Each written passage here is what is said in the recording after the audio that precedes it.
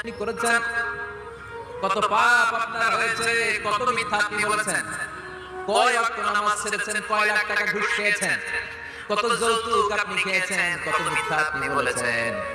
আপনার পাপ যত বড় হোক, যত বিশাল হোক, যত বেশি হোক, আল্লাহর দয়া পরিসীমা তার চাইতেও বড়। আপনার পাপ, আপনার অন্যায়, আপনার জুলুমগুলো যদি হয় খালের পানির সমান, বিলের পানির সমান, আল্লাহর দয়া সাগরের পানির সমান। আপনার পাপ যদি হয় সাগরের পানির সমান, আল্লাহর দয়া মহাসাগরের পানির সমান। আপনার পাপ আর অন্যায় যদি হয় পাহাড়ের সমান, আল্লাহর দয়া আকাশের সমান। আপনার পাপ যদি হয় আকাশের সমান, আল্লাহর দয়া আরশের সমান।